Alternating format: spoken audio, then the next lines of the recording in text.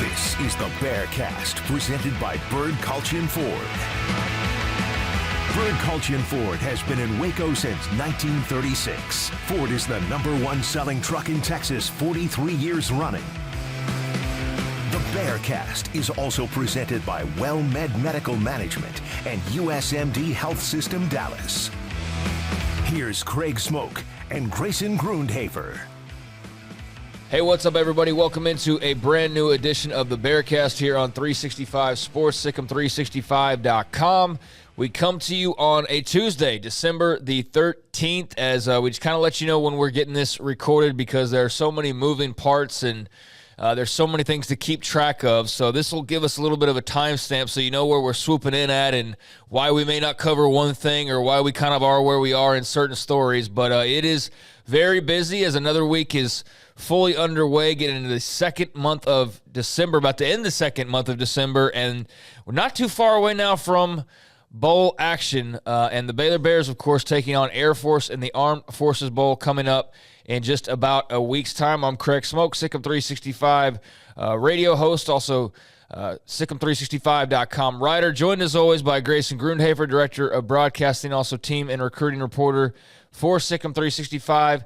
We got Jacob Wilson behind the scenes as well, producing. And I would love to start off on some big, wild, exciting note, Grayson, throwing you a little bit of a curveball here because I like for it just to be au natural as far as responses go. But let's get the bad news out of the way, and that is the news this morning that legendary college football coach Mike Leach, after news came down on Sunday that he was dealing with a sudden health scare and a pretty serious issue that, really had a lot of people worried over the last 24 to 48 hours.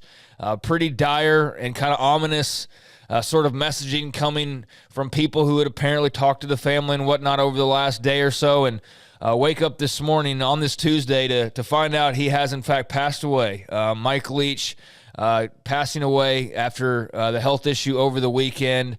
A guy who you can't write a story about the history of the Big 12 without mentioning him, like without his own chapter, if not multiple chapters, not only because of what he did at Texas Tech, but the influence that he's had on, dozens of head coaches, assistant coaches, players.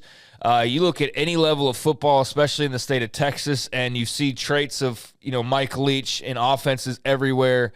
And Dave Aranda, a guy, just starting there.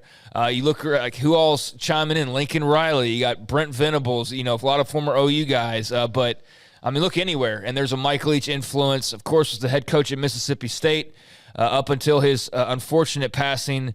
But just want to say rest in peace to the Pirate, man. One of a kind and just really sad, awful news. But news that has kind of rallied the college football world together, I think, in so many ways, and led to a lot of people sharing their favorite stories, their favorite video clips from his wonky interviews and press conferences, all the way to, moments like Crabtree beating Texas and all points in between. But, man, one of a kind, and sad to say that he's no longer with us. Yeah, really sad and scary moment when they mentioned it. I know I've listened to some podcasts and they talked about this, of course, was before he passed away, but talked about how I guess people have been reporting that it was just a sudden heart attack and that he wasn't attended to for 10 to 15 minutes and just crazy, crazy things. And he got airlifted to the airport.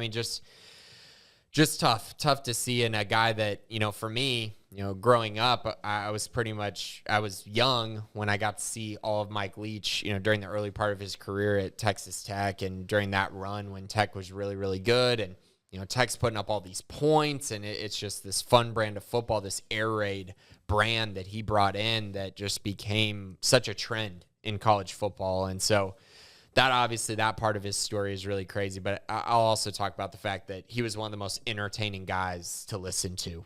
Anytime he gave a post-game press conference, anytime he was interviewed, there was this certain level of charisma about him and just this simple, I don't care what anyone else thinks of me, I'm going to tell you the honest truth. And I think I like that. I like when you are genuine and to who you are, and when you talk about the things that are important to you and talk about what you actually believe, that's special. And so, yeah, he's going to be very missed in the college football world. And is a guy that I had a lot of respect for, to be honest, even though I know there are things about him that some people maybe don't agree with or don't like, but in general, he was himself, and I can respect that. Yeah, I mean, he definitely could ruffle feathers, from time to time, because when you're that genuine and just yourself, you're bound to do that at some point, because he was just so open and did not hold back. But, I mean, I think even those people whose feathers he ruffled are still, very saddened today, because that was part of his personality and kind of part of who he was. But, man, there's so many funny moments and incredible football moments. And, I mean, you just take a look at just some of his coaching tree, and Dave Aranda, Sonny Cumbie, Sonny Dykes, Neil Brown. I mean, there's 3 Big 12 head coaches right there, right out of the gates. Josh Heupel at Tennessee doing pretty well for himself. Dana Holgerson about to be a Big 12 head coach. Cliff Kingsbury is an NFL head coach. Seth Luttrell just got fired as UNT head coach. Lincoln Riley's at USC. And, dude, I could keep going and going and going, but I don't need to, because, I mean, that just kind of tells you right there, just that short burst of names, just kind of the influence that he's had in college football and on today's game, and certainly, will for a long time still have a lasting impact on offenses and subsequently defenses, because they had to learn how to respond to his air raid, his version, what he learned from Hal Mumme, and so on and so forth. But rest in peace to the Pirate, Mike Leach, 61 years old, very sudden passing. I did have, somebody did text me who's kind of in the know on some things, and said that, word started getting around, and that, apparently he hadn't been feeling good for a little while. They kind of chalked it up to like he had pneumonia or something like that. And then, obviously it turned out to be far graver than that. So just very sad news. But wanted to start off with that. And I know there'll be a lot of tributes throughout, college football world and sports world to be sure. So, sad news, but elsewhere, on to other things, other topics, and this is a Baylor Athletics podcast after all. And speaking of college football, I think that's where a lot of people's minds are, and that's what we'll start off with here, as signing day is right around the corner.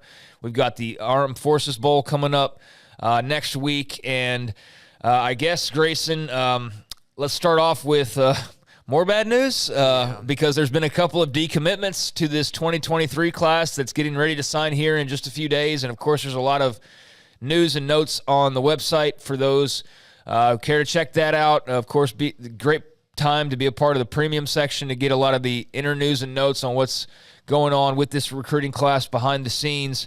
But a couple of subtractions to now discuss. And I can't remember if we at least touched on the decommitment, but I don't know if we got to the commitment that followed. But Calvin Clements, offensive lineman, was committed to Baylor for quite a while. Last week, decommits from the Bears and turns around and commits, not surprisingly, to the Kansas Jayhawks, which in any other year at any other time might have been like, sound the alarms, what's going on?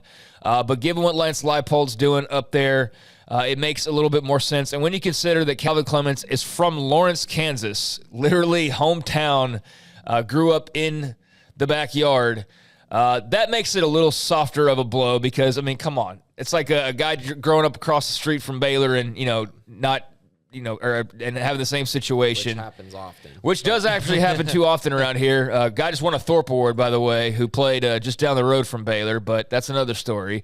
But yeah, Calvin Clements at least has a solid reasoning behind his flip to KU.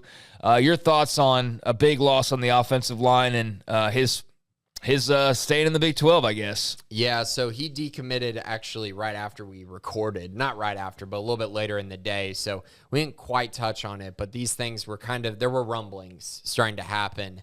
And unfortunately, he was going to be an early enrollee, so he's going to arrive and be a guy that they were going to try to build their offensive line around.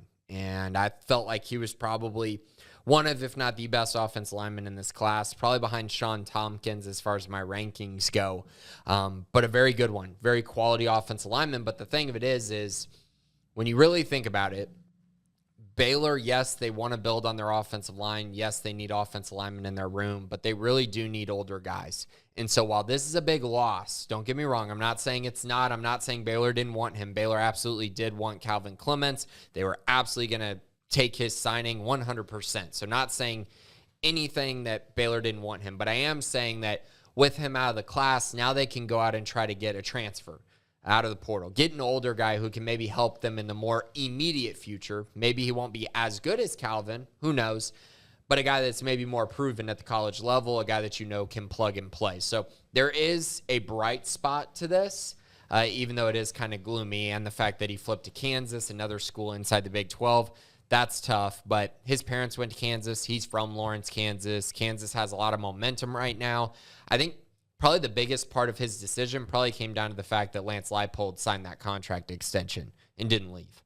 And because of that, I think there's a lot of confidence that KU can continue to build on what they've already been building on, and especially after this season. So, yeah, I think after watching KU play this year and the fact that he's staying, I think that gave Calvin a lot more, a lot more interest in the fact that, hey, if I go to Kansas, I can continue to be a part of this rebuild and be a part of this program under Lance Leipold's leadership. So Calvin Clements, no longer a part of the class, and he was not alone, as then we'd see towards the end of the week a local, we were just talking about in the backyard, local product, not quite in Waco, but about a half hour down the road, Temple High School. TJ Franklin, one of those Baylor players from Temple, and you had Ashton Logan, who finished up last year was his last year, and Chad President at one point in time, who was a commit, eventually ended up at Tulsa. So they've dabbled over in Temple, and looked like they were going to land another Wildcat. But after a long commitment and after being a very vocal member of this class, Torian York announced his decommitment over the weekend. And I have not seen him officially commit, but a lot of signs pointing to Duke and going and joining up with Mike Elko and the Blue Devils, who had a really good year under Elko in his first season after the stint at Texas A&M. Not official, but that is where he's apparently leaning, and so a loss on the defensive side of the football. Main recruiter was Ron Roberts, so obviously Ron Roberts no longer here, but your thoughts on Torian York no longer being a part of this class? Yeah, I mean, this was a guy that's been highly productive during his time at Temple, has had 3 straight monster years, really 4 straight monster years. He's just been so productive there at Temple, and that makes him a tough loss, right? It's just the simple fact that you've seen him continue to be productive. A lot of people compare him to Terrell Bernard, just because when you watch him run or you put him on a field and have him run a 40 time, it might not be the most impressive thing, but as far as him being a player, he's a very good football player. And so, again, a tough loss, a guy that they wanted in this class. They wanted him to sign at Baylor, but let's look at the bright side, right? Let's look at the fact that, okay, now they have another spot available. Another opportunity to go out, add from the transfer portal. And he was going to be an early enrollee, which means they can add another guy out of the transfer portal who can enroll in January, which, again, that's another big deal. So, yes, it is tough to see him go. He was a big part of the class for a long time, was a vocal leader in the class. And then, of course, the simple fact that, he's going to flip to Duke. It's kind of weird to lose a recruiting battle to Duke for a kid from Temple, but that's just kind of where we're at right now. I know he did like Duke a lot.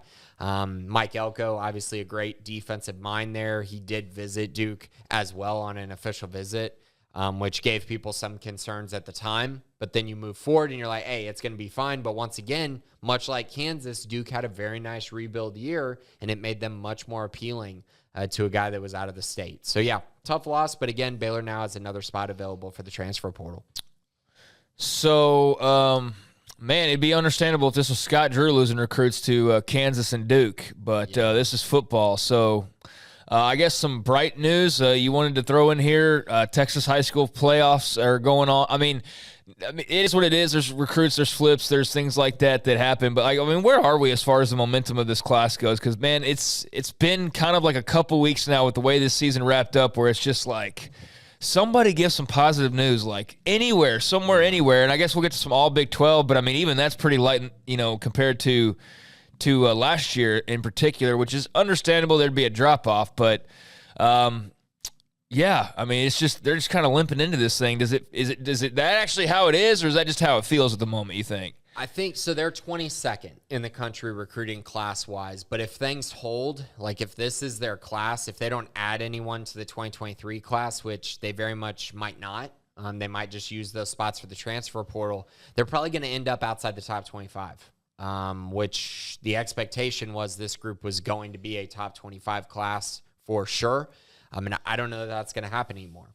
But on the flip side, I also think that that's probably one of those things where people are going to say, oh, wow, they didn't achieve their goal on the recruiting side either. But while that's true, I will also caution people and say, hey, but okay, if they take 22 commits in the 2023 class and then they go out and add 8 transfers who can play immediately next year, I would take that trade-off for sure. I would absolutely take that trade-off, and I think that might be where the trade-off is for Baylor this year. And I don't think going into the year they expected that, but I think as the season progressed and they realized, hey, we need some more players. We need playmakers. We need guys who are going to be able to play right away so we can develop our young guys. I think that probably led them to this conclusion that, hey, if we lose a couple guys in the 2023 class, we might have to be prepared to go out and add transfers instead. We'll see. They still got time to close out this class to maybe add another body or two. But I think at this moment, I think a lot of their mindset is let's hold on to the guys we got and let's look forward to the transfer portal. And that's why I say there isn't all doom and gloom, because I do see a lot of opportunities in the transfer portal that could end up being big-time playmakers for Baylor next year. I'll remain open-minded about that. I mean, that's certainly, an approach that more than one school's taken, but I do worry a little bit about the idea that, like, that's just going to fix things, relying on the transfer portal, because I feel like every school in the country is doing the exact same thing. So that's not like it's an unlimited fountain of just prospects in the transfer portal, For sure, but I do think it does allow you to add guys who've actually played on a college football field, and you can actually get film from that instead of bringing guys in who you have to develop every single one of them. Sure. And I mean, 22 commits is more than enough. There's going to be plenty of schools in the country that only take 22 commits or something along those lines. So I think supplementing with guys who maybe committed elsewhere and didn't get playing time, but in recruiting rankings-wise were 4-star type guys, I think it makes a lot of sense. Or adding guys who, again, can play right away. So we definitely need to talk about a few of those guys. I don't know how you want to go about it, but one of them did visit this weekend. Yeah, let's go ahead and do a roundup of where they are right now. Okay, so transfer portal-wise, let's start with Campbell Barrington, the BYU transfer offensive lineman. We talked about him last week. He took his official visit this weekend. There's a lot of momentum for him to Baylor. I think there's a great chance here that Baylor's able to land him. UCLA is still trying to recruit him a little bit, but I think right now he's a guy that's been a priority for Baylor. He can come in and play left tackle or right tackle immediately.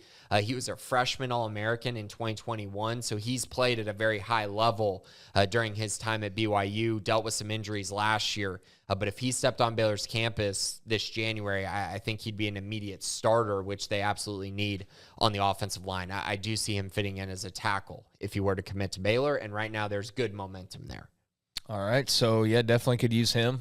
From the sounds of it, obviously, relationship with Eric Mateos and Jeff Grimes, going back to the BYU connection there. Yeah. Next up, let's stick with the offensive line really quick. So based on what I'm seeing in the transfer portal, obviously Campbell is a big one that they're trying to land. I think they're going to probably try to get 2 more transfers. This is how I view it. I think one will absolutely be a center, because once they lost Jacob Gall, it kind of left them in this position where, okay, who's the next center up?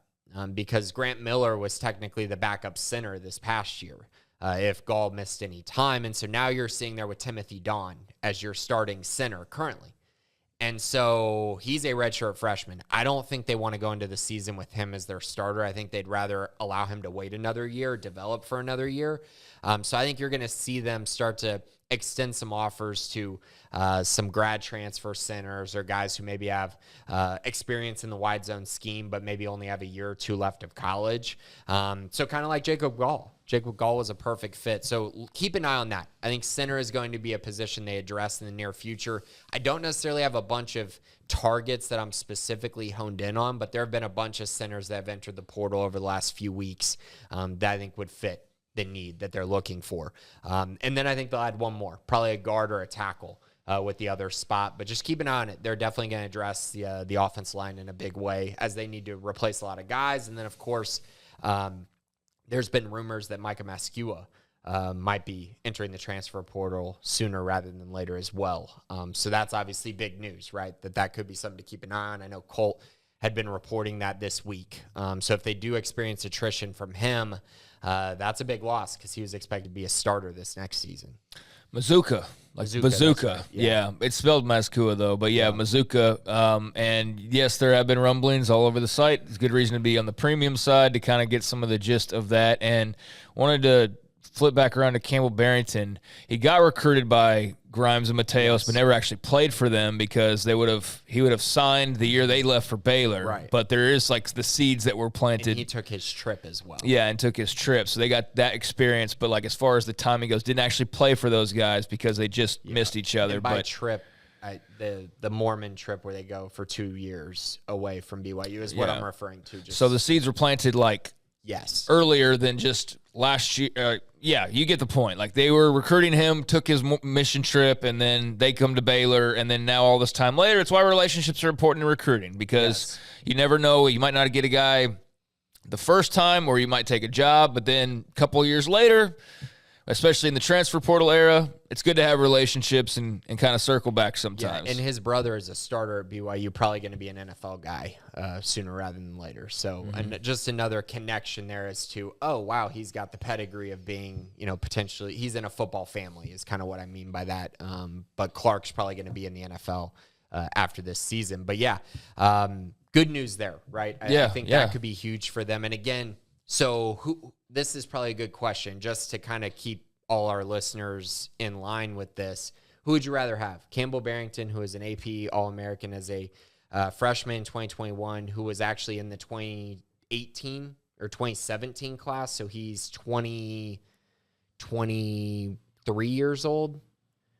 Or, something like that, yeah. Or a 19-year-old Calvin Clements for next year. Yeah, I mean, you go with the older, wiser, more mature guy, you would think, yeah. Right. So while it's a loss, but it's perspective, right? A little bit of perspective there. If they land Campbell, because if they don't, that's a big problem. They got to figure out a way to land him. Yeah, you got to get some wins somewhere in here because you can't keep spinning things positive direction if there's not actually any positive coming from it. Getting an official visit means nothing if you don't close the deal. So they got to figure out a way to land Campbell. And then today, actually, starting tonight, I believe, LSU transfer wide receiver Jack Besh. He will be on his official visit to Baylor. So that'll start tonight and run through Thursday. Another huge opportunity here. TCU's recruiting him pretty hard. He's a very talented guy. He played a little bit at LSU the past 2 seasons, got banged up a little bit this year.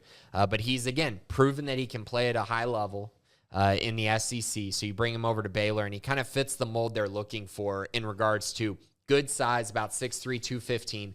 Not the fastest guy, but you put him in the slot or you put him outside, he can catch the ball really well, but he also has good make-you-miss ability in the open field as far as breaking tackles. He's not the quickest, not the fastest, but he has a knack for getting yards after catch, and I think that makes him a big priority for Baylor, plus good size, plus experience, plus the recruiting pedigree of being, a borderline 4-star guy.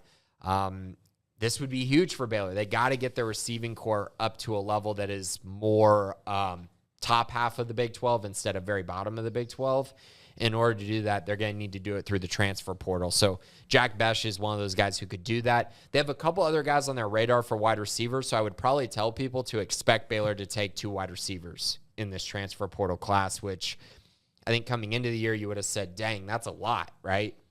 Like for them to not necessarily replace the young guys, but bring in all these older guys to kind of take up playing time, you might have thought, hey, that's not a great idea, but Baylor needs it. After watching these young guys this year, they still got a ways to go. So I'm expecting currently for them to take 2 transfers at the wide receiver position. There's a few other guys on the radar, but... Yeah, I mean, that wouldn't be a surprise, based on what we saw last year when you were basically counting on like 2 young guys who hadn't proven a whole lot to carry your wide receiving core. I mean, that was tough to watch in some cases, just how inexperienced and inconsistent things were. In a lot of ways, but in Monterey and Gavin Holmes, when they got hurt, they just couldn't do anything. That's pretty much all you had, and you're waiting on Hal Presley or and he showed Josh Cameron. But those guys aren't ready to take over games and do the most that you need them to do just yet. Now, you need to get them there quick, and maybe help stem some of that gap with some older players. But I don't think getting some guys out of the transfer portal at that spot's a surprise to anybody who watched, really. But 2 of them Two of them. So just keep an eye on that. I think they could potentially take two of them. The other position that they're really working on right now, there's a couple others, but cornerback is one they are very much looking at. Texas A&M cornerback Miles Jones, he's a familiar name. Baylor recruited him really hard back when he was a high school prospect.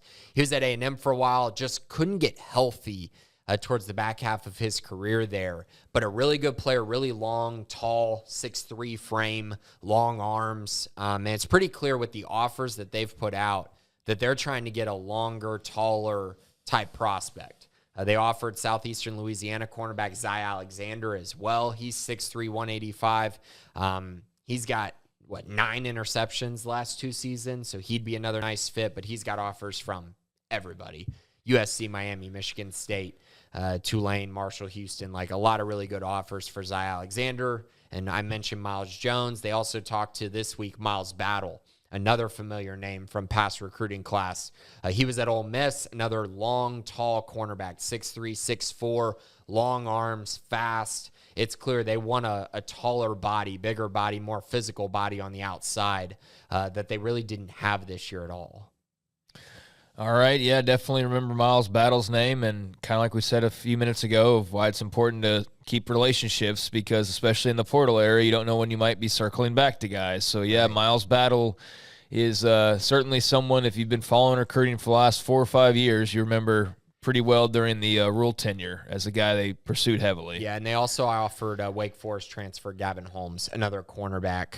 So, I mean, they're sending out offers at cornerback. They're really being aggressive at that position. He's about 6 foot 175. So just, again, it's clear that cornerback is a priority, and they want at least one. But with the offers they've sent out, they might be trying to take 2 cornerbacks, to be honest, to pair with Lorando Johnson. Yeah, and we have no idea, like, who's taking advantage of an extra year. We have no idea. We haven't heard anything from this football team since their season ended. Yeah. I mean, we've heard nothing outside of just what we've reported on, like, transfers and, things like that. But as far as coaching changes, none of that has come from the Baylor side of things. So be nice to hear from Dave Aranda soon, kind of get a grasp on, like, what's going on and where they are in terms of the coaching changes and the roster and NFL decisions. And not that there's a lot of NFL decisions, but, like, is Al Walcott going?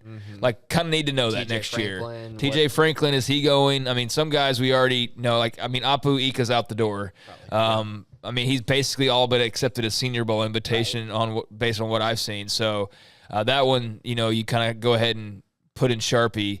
But there are other guys that, could in theory come back, and guys who make a massive difference in what they're potentially looking for. So that makes me wonder a little bit about Walcott. But even with Walcott, they probably need a couple corners, because I don't know, not that he's just a pure corner, but just in terms of their secondary, there's plenty of questions back there. And a couple things to remember, just to keep in mind. Lorando Johnson was playing safety last year until I believe it was the spring he made the flip to corner. Actually, it was the fall, right? Him and Al Walcott swapped. Yep. Yeah, so, I mean, he could move back to safety.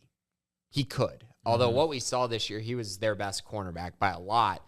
But if you brought in 2 transfers, then maybe you decide, hey, maybe we'll play him at safety. Who knows what's going to happen with Al Walcott?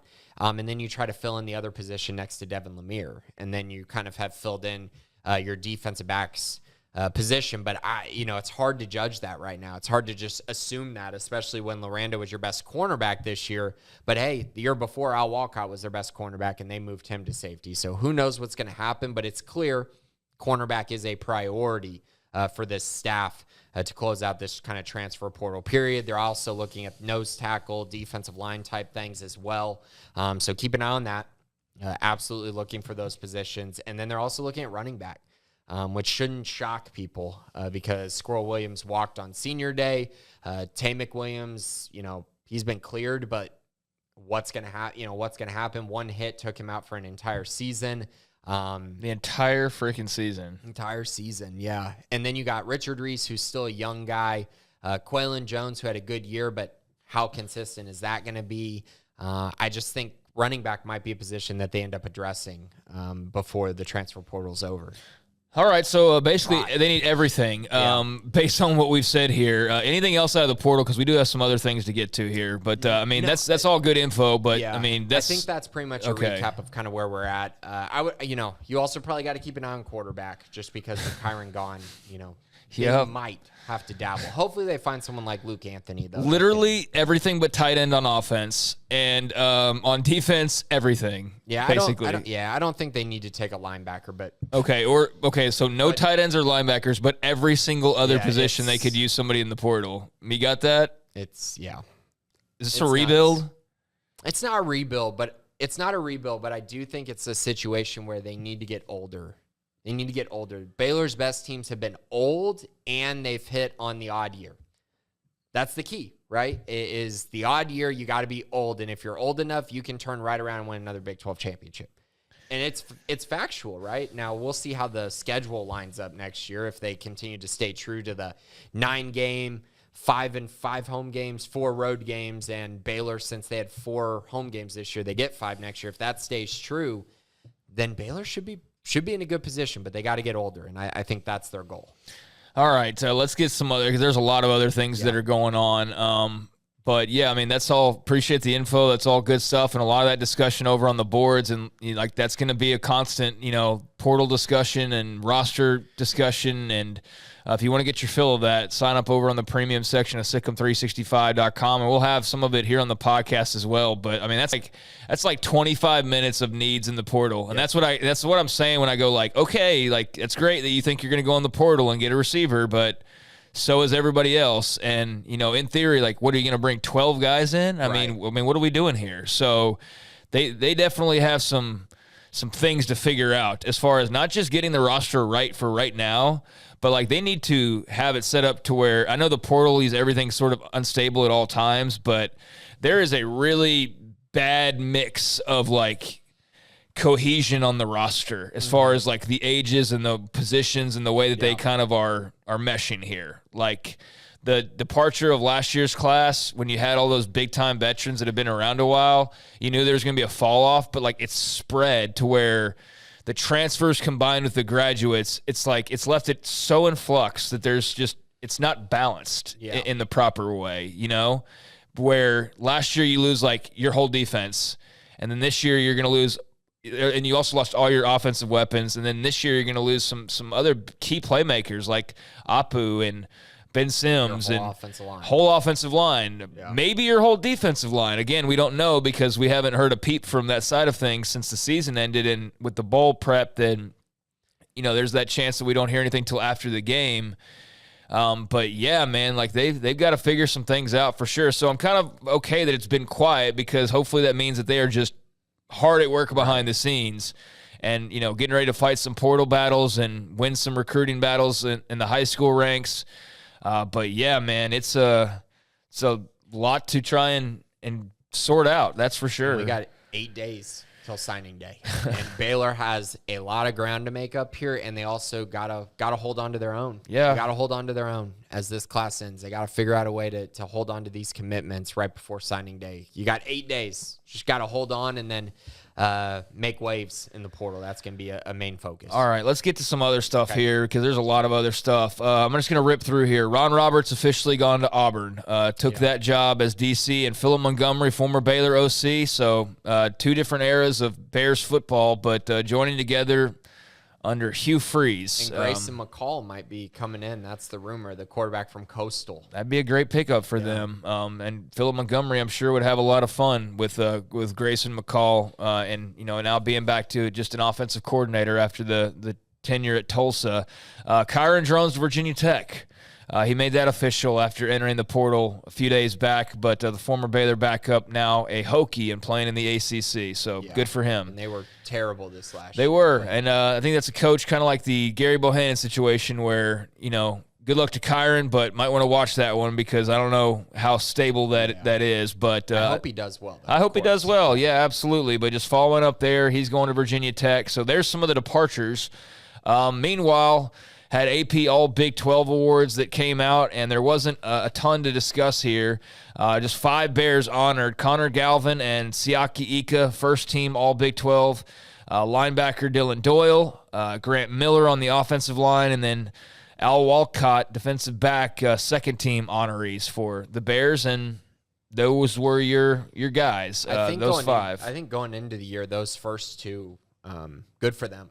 Like, they kind of lived up to the hype that they had going into the year. I know some people would say they could have been even better. They absolutely could have, but first team All Big 12, that's a great honor, and Connor and Apu had great seasons and great careers at Baylor, so really happy for them. Dylan Doyle, great also to see him. Grant Miller, who I feel like was kind of lost in the shuffle as far as guys that we would talk about all the time. I felt like we'd give, more props to Khalil Keith or Connor Galvin or Jacob Gall, and we wouldn't talk about Grant as much, but Grant really did make a very nice impact here at Baylor after transferring from Vandy. And then good to see Al Walcott on this team. He had kind of up and down year, but I guess his flashes that he showed were enough to get him on the All Big 12 second team.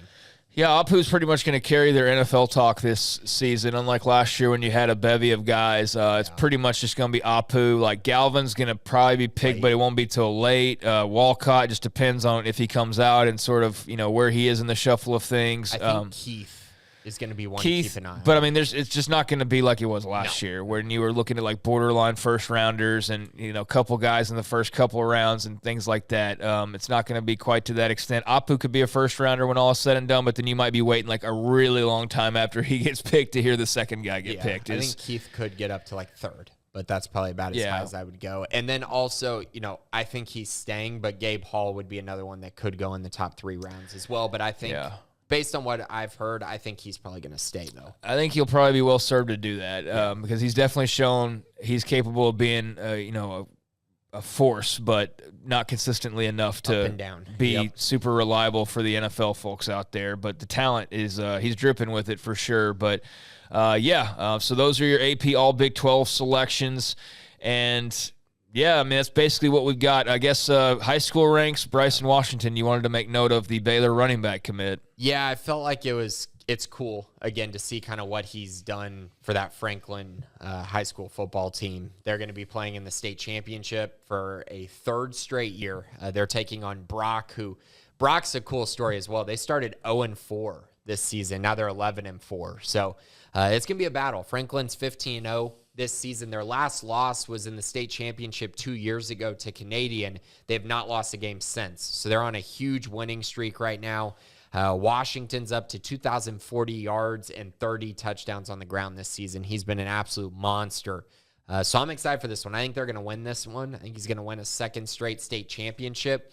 It was so close to winning 3 in a row, but I do think they're going to be Brock this weekend. But I felt like it was a big thing to note, right? He's in a state championship game. He gets another opportunity to complete what has been a historic high school career, and is a guy that I'm really excited about to come to Baylor. He fits the wide zone scheme extremely well, and I think he might be one of the best running backs, if not the best running back in the entire state of Texas for the 2023 class. Well, like pretty much every position, as we pointed out, they could also use help at running back. So if he's coming in ready to play, I don't think that they will shy away from using him as much as possible. We saw Richard Reese just come in and play a ton and get all freshman honors. So and he's an early enrollee as well, which is a big deal. So good for him and somebody to keep track of certainly. And he'll be here in Waco in just a couple of months. So good luck to Bryson Washington.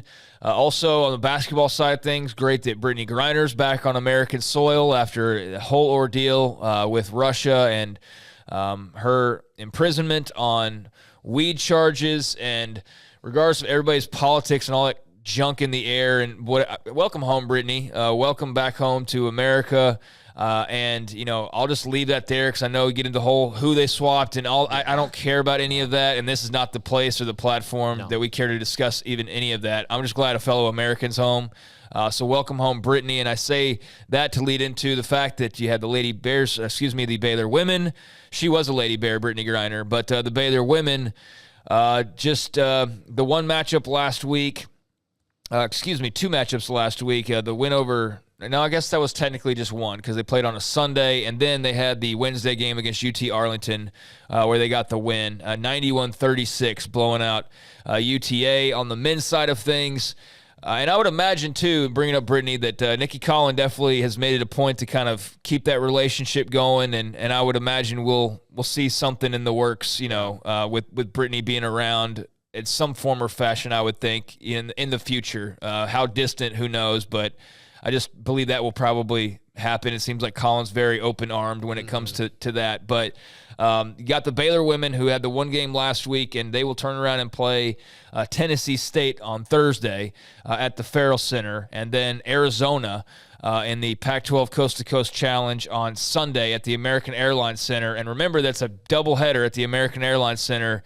You got the Texas men and women on the first half of a quadruple header, but it'll be the Texas men and women, and then in the other half, it'll be the Baylor men and women. So you'll have the Baylor women getting things kicked off on Sunday at the American Airlines Center against number 20 Arizona, and then you will have the Baylor men following that game up with their opponent, Washington State, at 9 o'clock, that tip-off time for the Pac-12 Coast-to-Coast Challenge. So for those with the quadruple header, that'd be a long day of basketball at the AAC. But the Baylor men last week, just the one game themselves, getting the 80-57 win over Tarleton.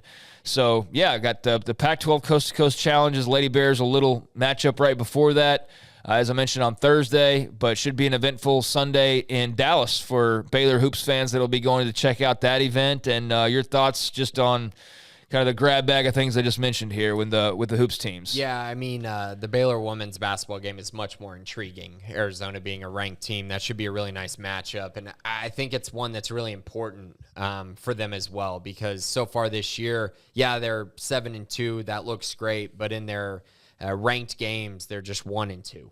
Their losses to Michigan and Maryland stand out, but they've been close losses. So I think they need to get this win, send them into conference play with a lot of momentum, because they should be able to win the other two against Tennessee State and Long Beach State. And then as far as the men go, I mean, it's an absolute must-win. They should not lose to Washington State. Washington State's 4-5 this year. They just lost to UNLV. They're 0-2 already in conference play, with a double-digit loss to Oregon and then overtime loss to Utah. So Baylor, the men should be able to win their game fairly easily, but I'm expecting both to come away from Dallas with a win.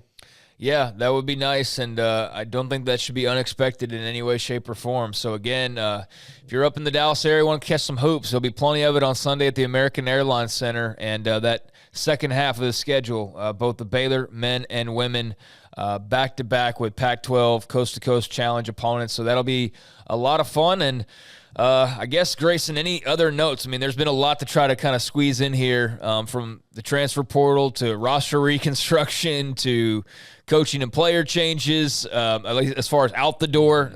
In the door, we're still waiting to hear on DC, safeties coach, special teams coordinator, players that could be coming in via the portal rather than leaving. And I don't mean to make it all sound negative. It's just like, it's been kind of a rough run, man. It really has. And I know there's some good news in store, but because we're not out covering practices or we don't have press conferences, we just kind of have to go off what we see. And I'll be glad to see this team hopefully go get a win here in a few days. They could certainly use it. And they just need some momentum. Yeah, and they need just to some win kind signing day as well. Some kind of momentum would be good. Momentum is what's needed here. And, yeah, I mean, it's been kind of doom and gloom, right? The podcast has been. But I will say, with the transfer portal, that can change really quickly. And you can get some guys that can make immediate impacts. And one thing that, for sure Dave Aranda has also done really well during his time at Baylor is evaluate transfers for the most part. He's gotten some really, really good ones to come to Baylor that have been extremely impactful. So that's good, right? And as far as other notes, I mean, that's pretty much it. We pretty much covered all our bases. The recruiting side is the biggest side right now, which is pretty crazy because they have a game coming up in 9 days. Mm-hmm. Which we'll preview on next week's episode, the Air Force contest and the Armed Forces Bowl. But that will wrap the season officially, the pre-Christmas bowl game. And then, signing day and all of that kind of squeezed together on the calendar. So it's a lot of news to also try and squeeze in as well. But I think we covered all the bases as far as who's in, who's out, who's on the fence, who's, in the mix. I mean, however you want to phrase it, there's just a lot of moving pieces, and that's the way college football is designed these days. They are by far not the only team dealing with these types of things, and it could be, some good news any second now could be some more departures. I mean, that's to be expected as well. We kind of knew that going into the offseason, so just see where the wind takes us. But man, getting a win next week against Air Force that'd be really nice. It would. That'd be really nice for this football program. Meanwhile, I mentioned basketball, what they've got coming up, and you talk about could be worse. It could be what's going on down in Austin right now with Chris Beard and that story dropping yesterday. A wild story out of the ATX, and Texas just eking out a win over Rice last night. But that is certainly a story to monitor and have massive ramifications on the Big 12 picture, with Texas being, number 2 in the country before losing last week. Mm-hmm. But, the top 10 Horns now, we'll see what happens with their head coach and Chris Beard. So, man, a lot going on. Let's get into the mailbag, shall we? Stat Boy, sorry if I missed the explanation. Why did neither Adam Flagler nor LJ Cryer play against Tarleton State? I assume they both had minor injuries and just wanted to be safe. Thanks. Well, one was sick and one was hurt, right? Right. So, Flagler was dealing with the flu that hit the basketball team the last few weeks, as Ashley mentioned in the Fro. The Fro has a couple answers to a few of these questions in here, so be sure to check that out, as I only post the questions on the premium side, so it would have answered it. But that, and then Cryer dealt with a little bit of back pain. I don't expect it to be a huge deal based on everything that's been reported by Ashley. I think this is one of those things where they were playing Tarleton State, and so these were precautions. And I think both will probably be back for the game against Washington State. Midwest Matt Ashley mentioned something about a 5-star center men's basketball is pursuing, has a good chance of landing. Can you tell us more about him? Yeah, also in the Fro this week, I actually posted a note about prolific prep 5-star center Eves Missy. He's taking an official visit to Baylor and Stanford. He actually was on his official visit this weekend to Texas, and those were the thought to be his top 3. I will say a lot of people were saying, maybe Texas can flip him this week and woo him to get him to go to Texas. And now after the news of Chris Beard, I think it's probably all trending towards Baylor's direction at this point. He's a top 20 prospect in the 2024 class, and he's got a decision date coming up in the next month is basically where he's at. And that date could move up even sooner, especially with the news that's going on at Texas. So, really good player. He's about 6'11", long. He's got offers from pretty much everyone. He's a 5-star. He's a big-time player that Baylor's been trying to land and add to that 2024 class. Baylor finally getting their paybacks for JP Urquidez and Patrick Hudson and Devin Duvernay and Donovan Duvernay, and was that all? Was that all that they took back then? I'd take that trade off because those guys I would really too. do much. Not a single one other than Devin Duvernay did a thing, I don't think. But Scotty B, the Baylor King, how crucial in your opinion is it for Baylor football to win first and second down defensively against Air Force to force them to throw? I do realize Air Force will go for it on fourth down, some depending on distance to get a first down. Yeah, I mean, it's massive, right? I mean, because, they will go for it on fourth down. They're going to try to run right at Baylor, and I need to see a Baylor team that's actually hungry for a win and that actually wants to win up front. Because the last quarter we saw them play was against Texas, in which Texas was just turning around and handing the ball off for 25 straight plays. That was just tough to watch. So, they need to have a physical mindset, win first and second down, force Air Force to be in 3rd and 6 type situations. And that would be great for this Baylor team and should give them an excellent chance to win that game. It's basically the whole game plan, Scotty. I mean, that's how you're going to beat Air Force to make them throw the football, of which even if it's 3rd and 20, they'll still run the football thinking that they will get a first down. They don't throw a lot at all. And so, I think the whole game's entirely dependent on the run defense and then what the offense can muster with their limited number of possessions. I mean, that's pretty much the game, right? Yeah. I mean, they're going to get probably, I don't know what the exact total will be. It'll be in the write-ups from Sam and company, but Baylor will get 6 or 7 possessions, and they better cash in on at least half of them and get a bunch of stops on defense, or force field goals and whatnot. It's going to be tough if you can't stop the run. It's going to be a really bad day. So that's crucial. Which Baylor women's basketball player off the bench do you think will step up most unexpectedly on Sunday against number 20 Arizona? My guess is Jana Van Geitenbeek, because I believe she will continue to have confidence in her ability after the UT Arlington game. Anyways, everyone pray for the friends and family of Mike Leach because Mike has passed away. Yes, Scotty, we mentioned that at the beginning of the podcast, but your thoughts on Jana Van Geitenbeek, who did have a big game the other night, her best as a Bear so far since her transfer. Yeah, 6 for 6 from the floor, 3 for 3 from 3. So, yeah, I mean, she'd be a nice pick. She had 15 points, 4 assists. But I'm going to go with Bella Fauntleroy. She had 10 points and 5 rebounds in that game. She's been playing a lot more minutes, and I think that she could come in and have a very nice impact against Arizona. So I'll go with her this week. There in the big greenhouse, any rumblings about who's staying versus declaring for the NFL draft? If not, when do you expect to hear on the topic? Thanks. No words, kind of like we were saying, like as I was commenting, like we haven't heard anything from this program in like 2 weeks. I mean, other than a press release about guys making AP All Big 12, but like they've said nothing about the coaching changes and certainly nothing about the roster just yet. But I would expect that those will come after the bowl game, so we don't have much longer to wait. I would definitely consider Apu out the door. Would not get my hopes up there at all. And I don't know if he's officially accepted a Senior Bowl invite, but I'm pretty sure he's headed to the Senior Bowl, like I said earlier.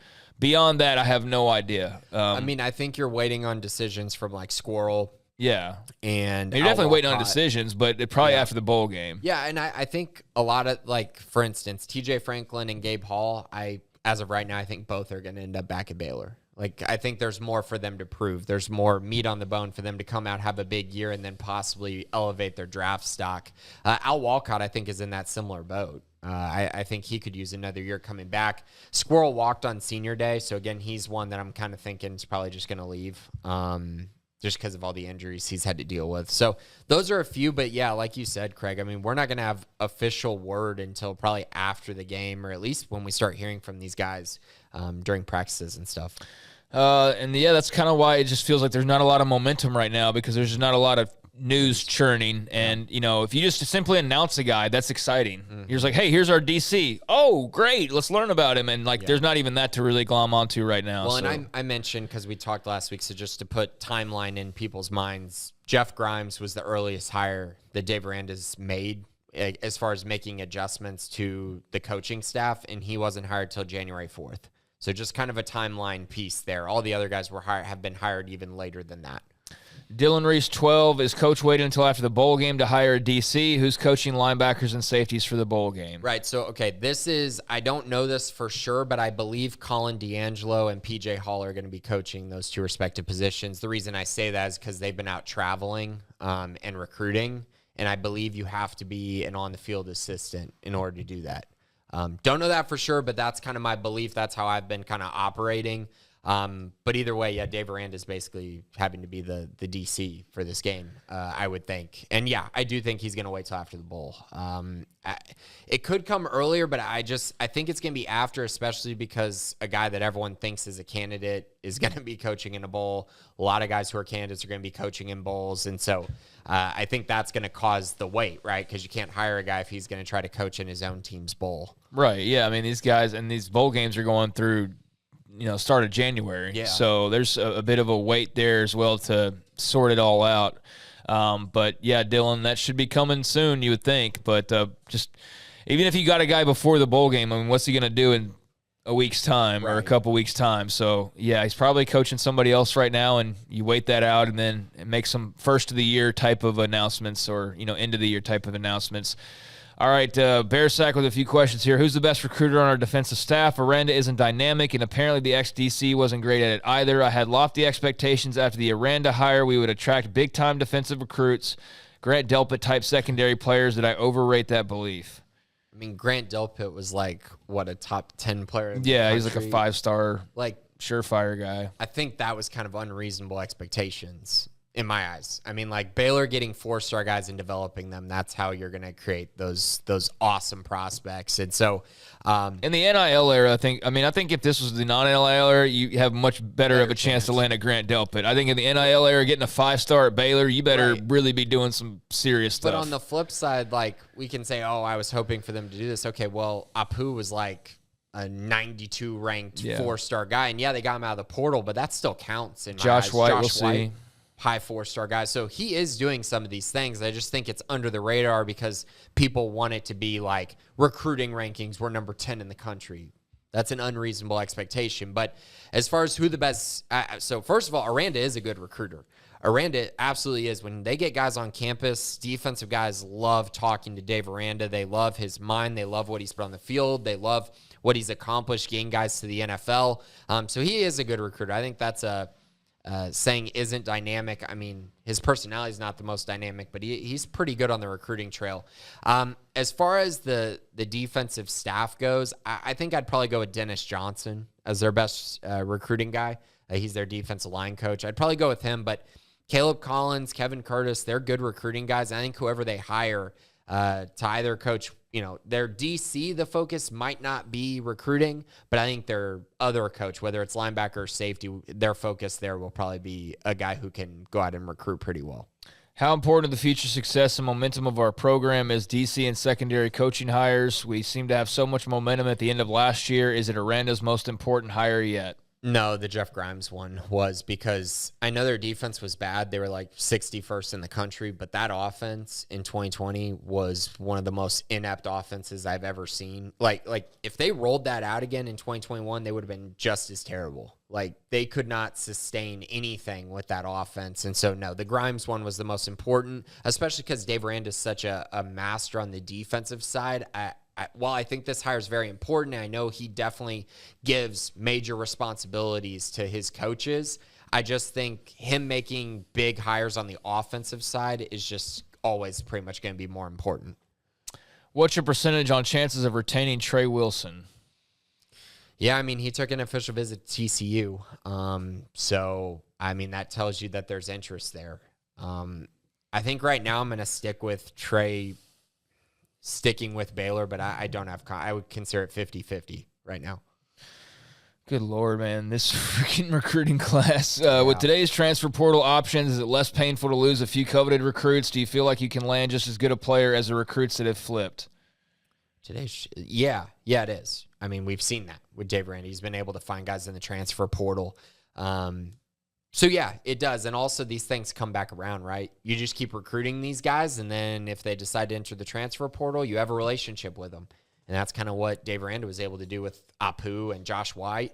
And so it worked out really well in that regard. So, yeah, it absolutely does. And it's a reason why I'm saying don't panic yet. If they hit on some of these transfer portal guys, it won't necessarily matter as much who they have in the 2023 class.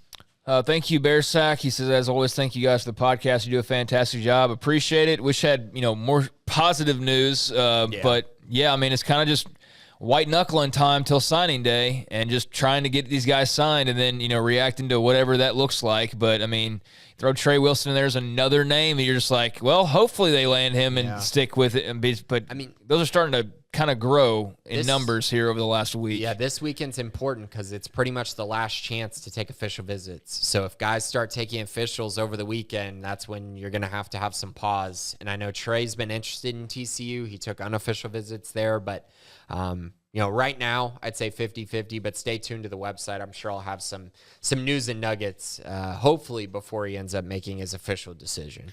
McLennan Bear 18, how do you think the staff manages number of offers given out to guys in the portal in relation to the current roster size? Do they send out offers strictly based on how many of our players are already in the portal, or is it based on a projection of how many they think will enter the portal? It's a projection, but most times the coaches know kind of what they have and who they probably will lose or who they might lose.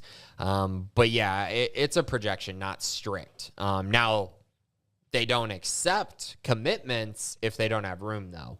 Does that make sense? So, like, if they send out these offers and then two of them commit and they don't have room for a third and the guy tries to commit, obviously they can't accept too late. It. Yeah, right, too little, too late until someone leaves. That's why some guy say, "Hey, man, you better commit now." And sometimes that's bogus, and coaches lie and they say that to get a guy to commit. But this staff's not doing that. It's like, no, really, you have a spot for right now, and if you wait, then it might not be there soon. Yeah. Or you got Deion Sanders telling guys who committed to the program that they no longer have an offer. Yeah, or there's that situation.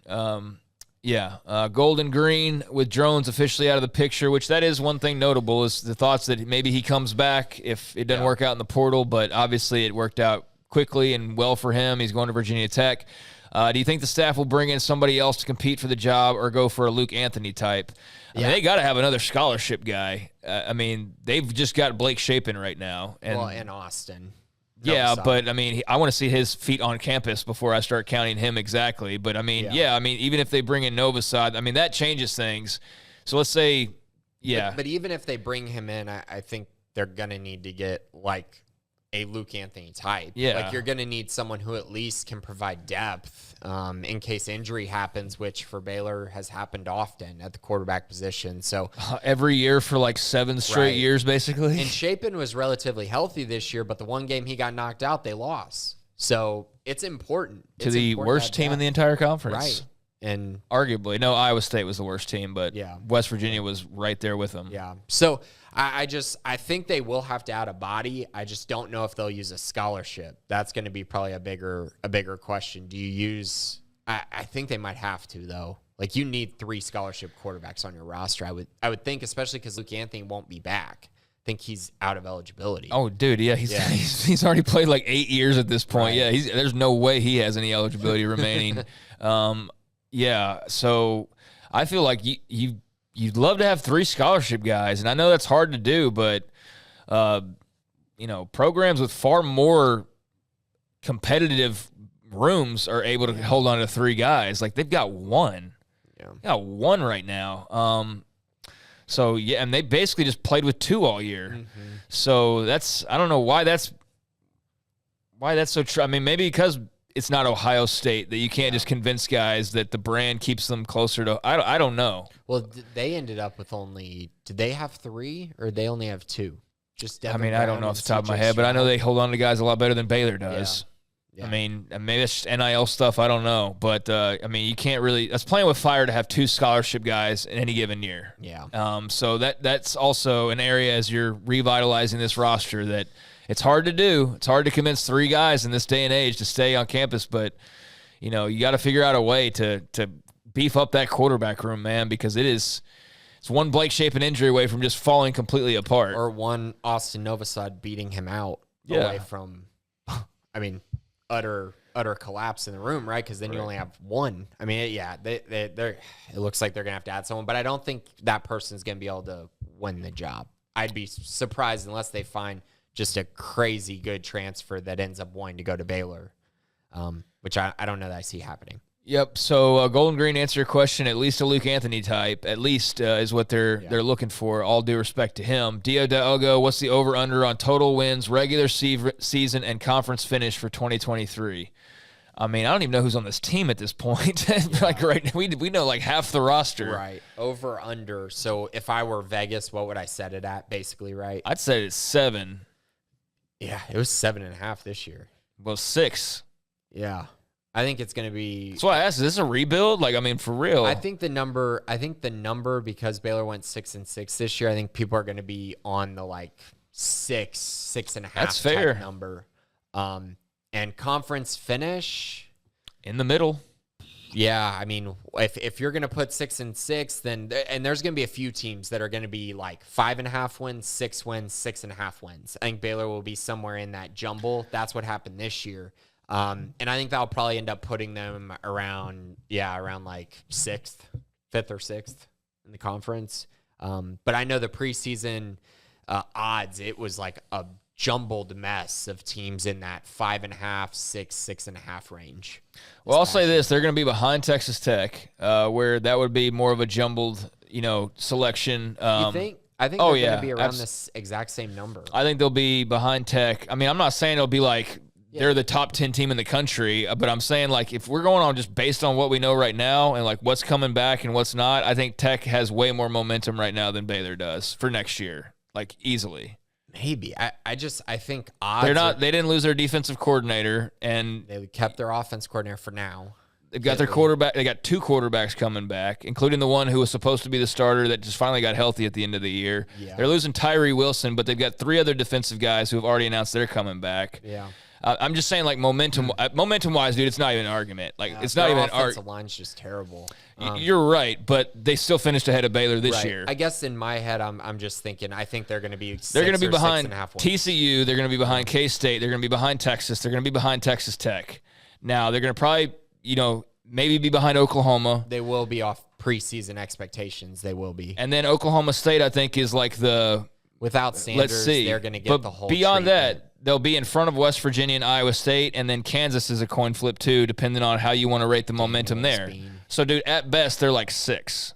Yeah, and that's kind of where I'm at. Like, yeah. They'll probably be projected 6th. I just think there's just a jumbled mess in there, and also we don't know what kind of step back TCU might take either if they lose enough guys. I mean, that could be that could be what happened to Baylor this year. Yeah, could be. So, yeah, Dia del Ogo, I'd say 6 is the over-under right now is the way that it stands. And, you know, it could definitely grow depending on some moves they make this season. But as it stands right now, I think that's more than fair at this very moment. Yeah. Without transfers, it's just hard to know.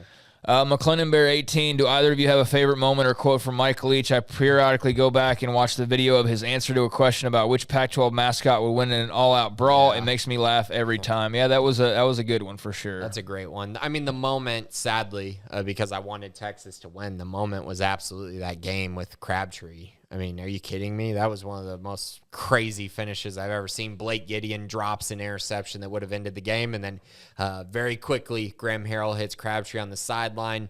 The future, Hall of Fame type player Earl Thomas misses the tackle on the sideline, and Crabtree goes in and scores. That was just crazy, but he's got great quotes. But the mascot brawl, that's a great one. Yeah, that was definitely a fun clip. I think, my biggest memory is that, and then them turning the Crabtree catch. Yeah. I was actually in Lubbock at the time and remember like the pandemonium and all that took place and just complete craziness erupting. But then them turning around, I think my even better memory is them turning around and having that win and being in position to go win the Big 12 and go play for a national championship, and they go up to Norman, Oklahoma, and get absolutely dismantled by Bob Stoops and the Sooners. And I'll never forget the picture of Mike Leach and Graham Harrell on the sideline when like Oklahoma's just scored again, and the score is like completely out of control, and OU's crowd is going completely nuts. And they were doing a lot of the House of Pain jump around. Yeah. Like that was a big song being played that night over and over and over again. And it's just one of those nights, man. It's one of those nights where it was just not Tex night. And Oklahoma crushes them, knocks them from the number 2 spot, forces that 3-way tie, which Oklahoma eventually got the nod there, and then they go get beat. But yeah, that was a crazy year, a fun year in the Big 12. But that image of Graham and Leach on the sideline, just mouth agape, just totally did not know how to respond to what was happening to them. But I always remember that's burned in my brain. Yeah. Not the best moment for him, obviously, but the one with Crabtree was probably the greatest moment, I would think. Yeah, I thought the score was something like 60-something to 30, and I was pretty close, but it was 42-7 at halftime. Yeah, the final score is 65-21, but it was pretty much worse. Yeah, they scored 35 points in the second quarter. It was insane, and I think that was probably the sequence sometime in the second quarter when that shot on the sideline was taken, when they were just completely overwhelmed and did not know how to respond at that point. But yeah, wasn't the best night, but that Texas game certainly was. So that's one of my shining memories as well. And I do appreciate you asking the question, and appreciate everybody asking questions. And there will be plenty of questions to continue getting asked when it comes to this football team over the coming weeks and throughout this offseason, and we'll be here for all of it. And it's not always going to be fun news. Like this week, there's a little mixture.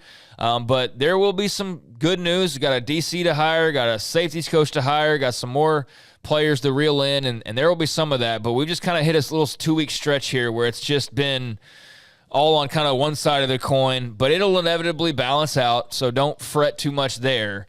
And it'll need to balance out, most definitely.